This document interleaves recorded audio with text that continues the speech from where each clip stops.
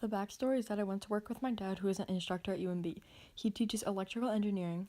This weird kid from across the street came with us. His name is James, and he's weird, but at the same time, he's actually insanely smart and pretty funny. But if you leave him alone, he will eat 4 bowls of Jello.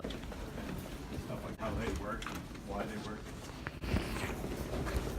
Dad, what did you just say? It's very important to show up on time for your class, even if it's at 8:30, so that you get the full value of your university experience. Well, this is where they do kind of research on antennas and receivers. That kind of stuff would be tested in here. Follow Alex in. This is A lot of sound. an anechoic chamber. Oh, this is scary. It's not as quiet as normal because I have the floor up. Yeah, it's really sound phone. I have my cell phone, so So you I don't have cell signal.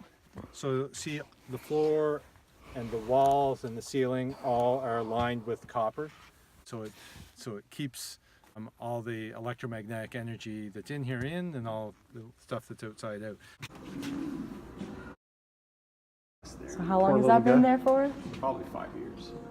Oh, cool. This is Dayton, by the way. This is my daughter, Hi. Chelsea. This is Brent's son, James. Okay, let's have a race. Okay, ready? 1, 2, 3, go. Wow. That speaker's set up too. If you want Yeah. to we'll have a look at It's a long time. it. This is one of the labs. They build their own speaker. It's got a couple magazines. I guess so. Check it out. This was homemade. It's a speaker. So the guys here made this one.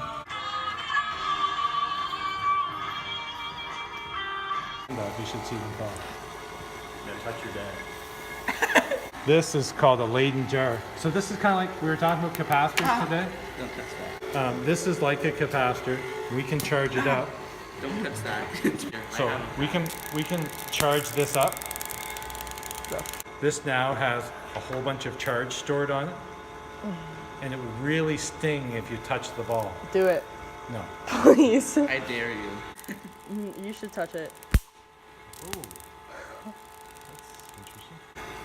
Don't touch the ball when you get it What would happen if you touched the ball? charged. It's a really Big shot. violent shock. I want to touch it so bad.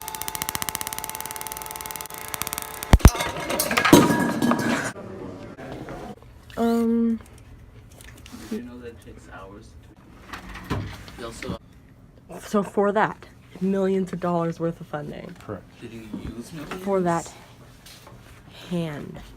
We're doing a campus tour, and it's really cold. By cold, I meant like -14 with winds that felt like they were like 200 kilometers per hour. And yeah, like really cold. How do you feel about this? Cold. Yeah, we're now going into residence. Everyone, come in, come in, come in. Everyone, come in. Oh, this is nice, actually. Oh, they do a lot of gloves. Yes. Declan, you want to be in my LA video? You're making a video? We have food, and it was free, so yeah. I have now finished eating. We're going back when James finishes eating. Fail. I also forgot to say that his classes are 50 minutes. Well, this day they were 50 minutes, and sometimes they're an hour and a half. They may not get there. Like the, Leave the stuff alone. head eagles. Nice to meet you. Nice to meet you. What is your name? Am I supposed to speak into the camera? What did a bird just fly into the window? What is your name? Adam Wilson. What is your job title? I'm an instructor at the University of New Brunswick. What education and training is required for this job? Well, since I'm a instructor in the electrical and computer engineering department, generally you would need a bachelor's of electrical engineering a master's of electrical engineering and a PhD in electrical engineering. Is on-the-job training required? Yes. We continually get training and attend workshops to get better at teaching, to learn different techniques. So yes. What health and safety issues do people deal with in this job? We have a lab, power systems lab, where we operate equipment at hundreds of volts, where there's risk for electric shock or electrocution. There's also the risk of falling down on an icy sidewalk as you walk, and there is risk of choking to death on the pizza that you're eating as somebody nearly breaks their neck. True story, James slipped and almost broke his neck, and I choked on my pizza because I thought it was so funny. What do you interact with on the job, and in what capacity? Who do you interact with? Who? Sorry, I don't know. Primarily, I interact with students. Of course, I interact with other faculty members, professors, instructors.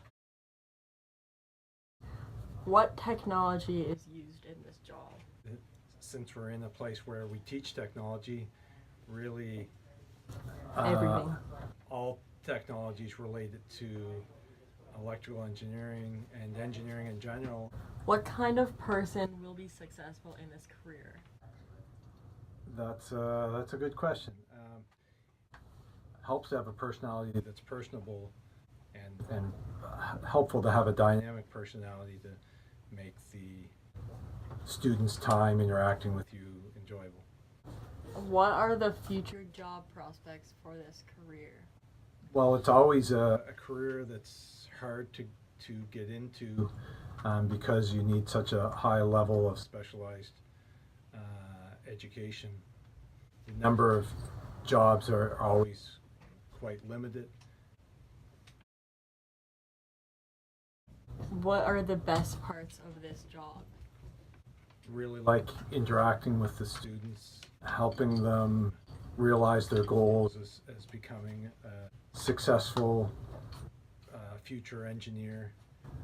Just really like teaching, and I find it a rewarding career to be able to pass on your expertise on to a younger generation. What are the worst parts of this job?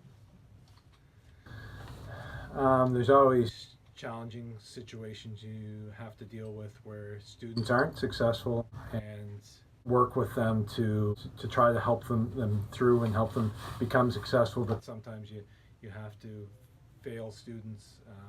Sometimes you have to give students bad news.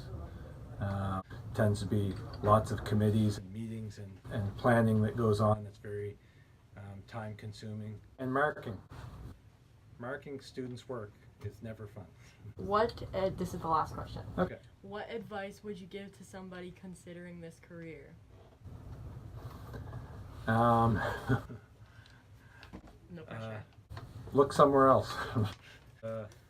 It's a very challenging career to get into, but I guess in all honesty, understand that you probably are going to need about 10 years of university level education, and then often several years of either research experience or teaching experience before you can get into a career like this. Be prepared to be patient.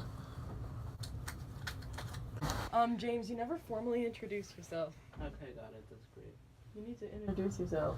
My name is James. I do stuff. Okay. Imagine if soccer balls were squares. So it would be a soccer ball, be a soccer cube.